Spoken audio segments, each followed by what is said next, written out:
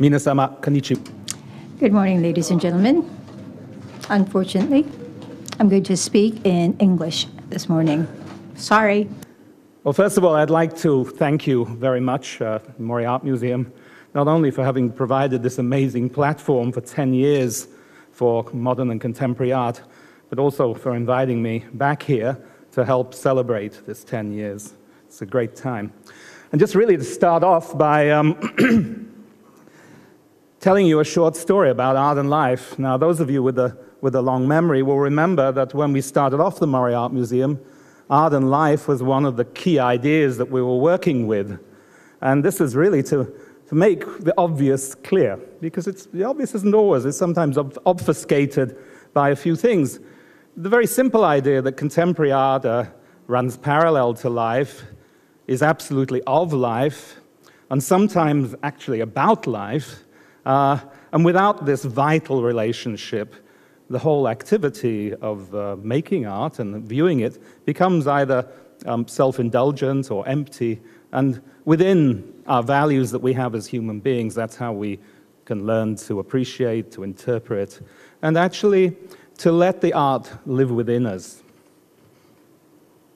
So, somewhat ironically, this work, neon work by Bruce Nauman from 1967, "The true artist helps the world by revealing mystic truths." I mean, his tongue is firmly in his cheek when he makes this, but there's an element of truth in it.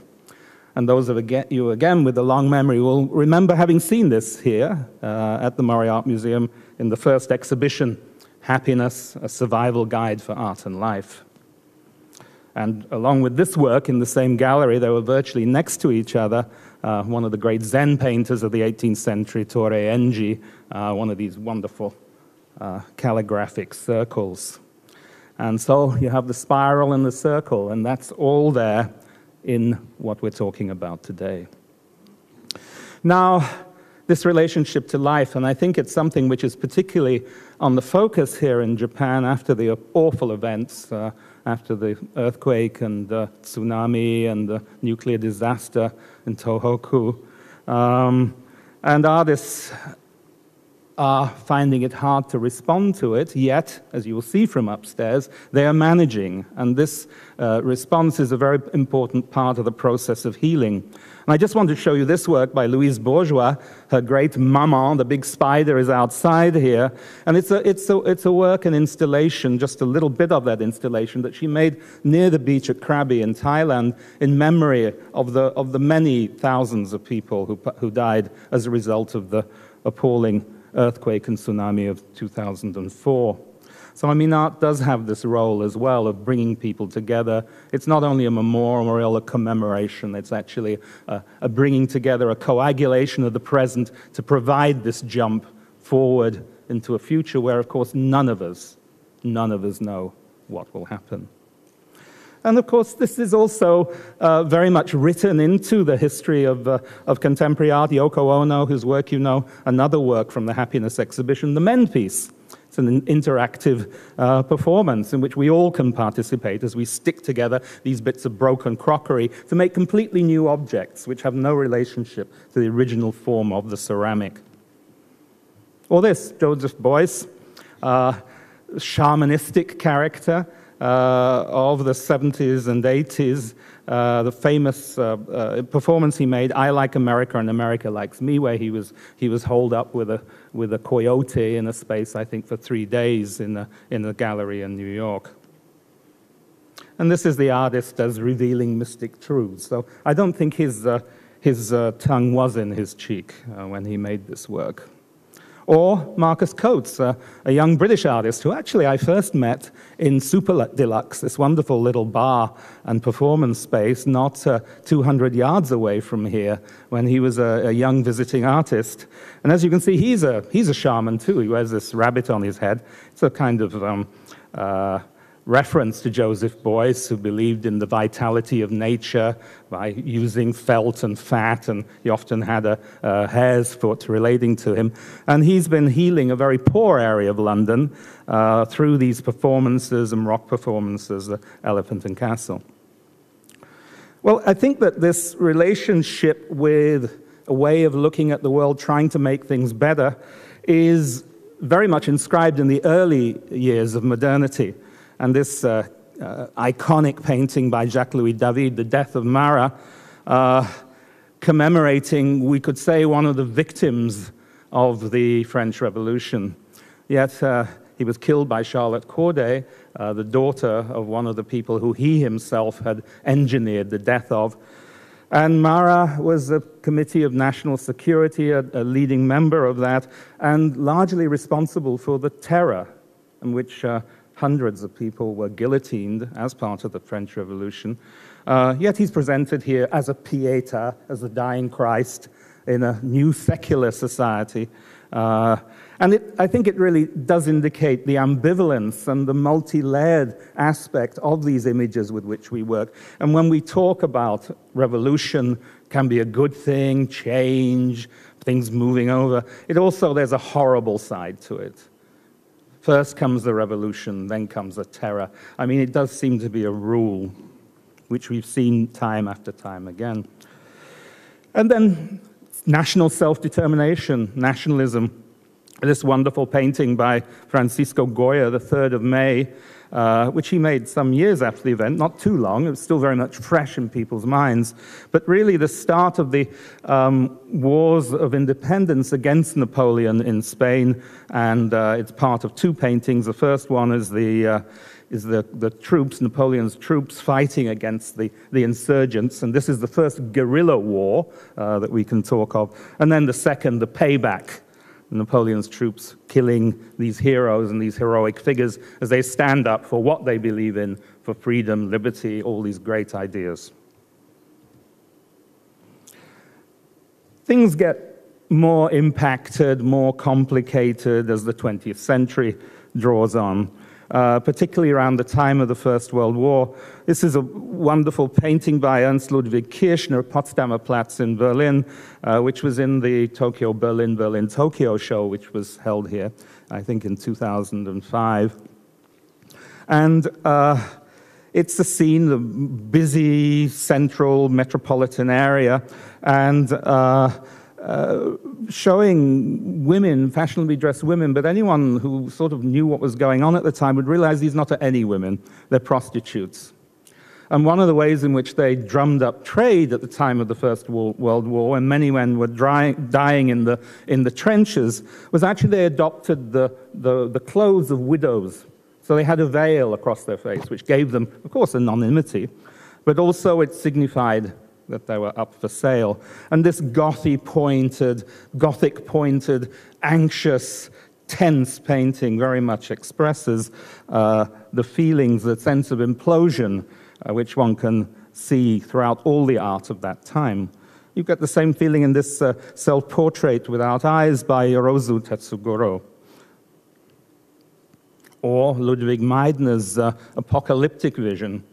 Now, this was made in 1913, so before the First World War started. And he started making a whole series of this kind of apocalyptic view of the world the previous year, when a comet threatened the Earth, and people saw in this a great portent of doom and disaster for the future. And you can see in these paintings there's a trace of this comet, or the black sun shining in a dark heaven. Fumongyo, a Japanese artist, picking up very much the same kind of feeling. But from a natural point of view, is obviously strongly related to Franz Marc, another German expressionist painting, but also something of the same apocalyptic spirit of Meidner. And then a painting that was here for Tokyo, Berlin, another one, the revolution on the barricades, a symbol, an image that repeats itself time and time again through the 20th century. And then what happens after the revolution? Well, you have the backlash. And after the First World War, very brief revolutions that followed it, what happens? The pillars of society, the fat cats, the profiteers, the arms dealers take over. And this is George Gross's view of such a society. Not very flattering. In fact, you could make portraits like this today if you look at the arms dealers as well, I think. a whole bunch of young Japanese artists were in Berlin at the beginning of the 1920s and came back, brought ideas, added their own ideas to it in their version of Dadaism. They formed a MAVO group. And Nakahara Minoru, as you can see, was absolutely in the middle of this. I think this was probably made in Berlin. You can see a little bit of German there, Tanz. Well, it's sort of written wrong way around, but meaning dance, and it's showing the kind of falling apart of society, the decadence of the society. Or this a little bit later, in the 30s, the influence of Salvador Dali, and this is a real enigma for me. It's a painting by Namba Kazuko, not a very well-known artist, but Chiang Kai-shek, Where Are You Going? It's I think it's a nationalist painting, actually. It's very critical. Chiang Kai-shek at this time was flirting with the Japanese, and perhaps he would go on their side or not. And I think this is a painting, you can see the nationalist flag, Chinese flag there at the bottom, a painting which reflects the uncertainty of those times.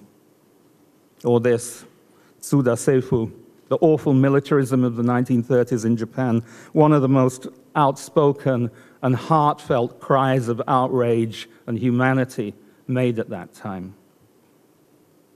Or this, Yamawaki Iwao, the only artist to have actually chronicled at the time the Nazi takeover of the Bauhaus. He was a student there. He was a young Bauhausler when it had moved to Berlin, and this work, it shows the brown shirts are marching into the Bauhaus. Or another perspective, not shown here in Tokyo, or at least certainly not at the Mori Art Museum, but a show that I made back in 1980 of this marvelous painter called Jose Clemente Orozco, a muralist, one of the great Mexican muralists. And in 1923, 1925, he made this, and it's a fragment of a huge mural project he made in the center of Mexico. And it's called A Scrap Heap of Ideologies.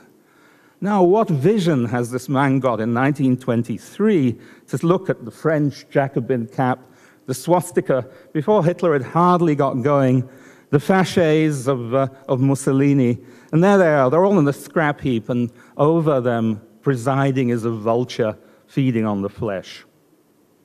He used the same idea a little later in Guadalajara, in the Palace of Government there, the battle of ideologies. So from the distance of Mexico, looking over to Europe, looking at the world, what was happening in the world, this incredible clarity that he had. Or this, the revolution again, the father of the Mexican Revolution, the priest Hidalgo, looking at Mexico then in the late 1930s, Hidalgo, the revolution of 1810, and outraged at the corruption and stupidity and violence that had come out of it. And there he's cleaning the palace of government, the national courts, of all the horrible things that had happened. Or this, Xu Bing, Chinese artist with whom I'm sure you're all very familiar. It's a Xerox poster he made in the early years of 1989, just before the events of June the 4th. He was part of that student movement. And he's taken the Michelangelo touch as the symbol for this new change. Now, we know it kind of ended in tragedy. I mean, thousands of people were killed on that day, on June the 4th. Somehow it slapped back. No one would have imagined at the time that it would, but it did. And Chinese artists looking today at the different things that are happening, looking back at the heroism of the early Maoist years and at China as it is now. This is by Zhu Xixi, Liberate Beiping. That's a very famous painting, which he's done his own version of on the right. And then looking at these scenes of young people today, rather disillusioned and lost. Or Stelios Vatakis, a young Greek artist. This was a site-specific work he made for the Biennale in Kiev, which I was running. And he's looking back at Ukrainian history, at the story of the anarchist Makhno, and looking at the very ambivalent history, which no one talks about, The fact that the anarchists are often thought to be the good guys. You know, the Soviets were terrible, the Poles were brutal, they all were killing the Jews. But guess what? Makhno, who had his own cavalry and brigades, was doing absolutely the same thing. And that kind of complicated alternative view comes out in this work. Or this Vasily Tsgolov, a Ukrainian artist, and he's looking at the revolution in Ukraine today. And he's taken the first words of Karl Marx's The Communist Manifesto. The specter of revolution is haunting the whole of Europe. And he's taken this, and what is it? It's geriatrics with pitchforks running down the street with skeletons chasing US dollars. Yeah. Sound familiar? Or this, a work made by Lutz Becker, collaged out of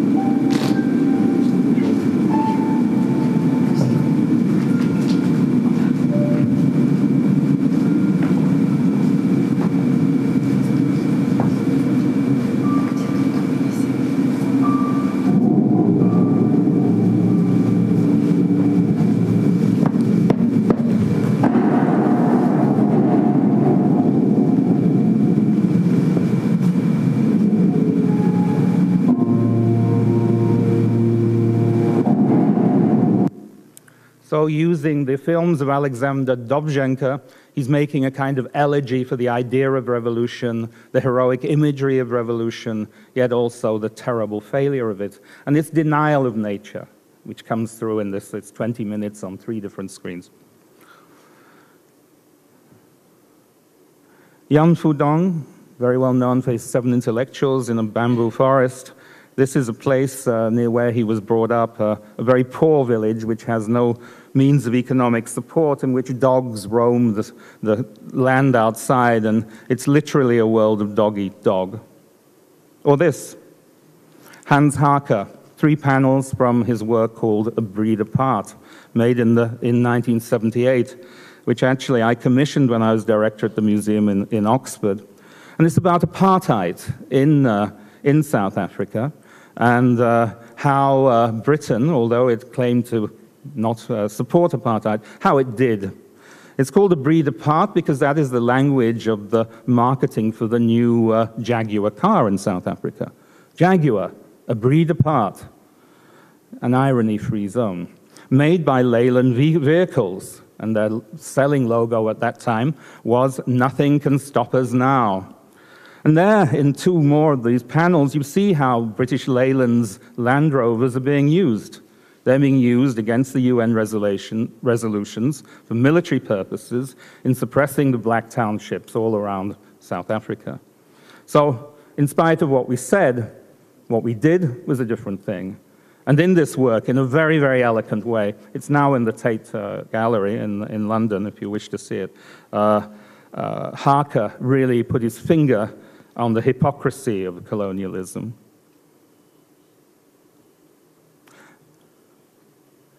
And then, just last, to end with, I'm going to show you just a very short extract of a film by Što Delat, a Petersburg collective. Što Delat means what is to be done, and it's also the name of a pamphlet written by Lenin in 1903, as well as a very famous book by Nikolai Chernyshevsky written in 1863. It's that perpetual question of Russian art and politics, and not just Russian. What are we to do? Anyway, it's called Russian Woods, And they tell this story of people pretending to be animals in the wood. The wood is a paradigm, is an analogy for Russian society. And of course, at the moment, there's a lot of violence. There's a lot of anti-gay activities going on. It's rather an authoritarian place. So just to end, I'd like to show you how they've extracted newsreels to give you a view of what's going on in the Russian wood.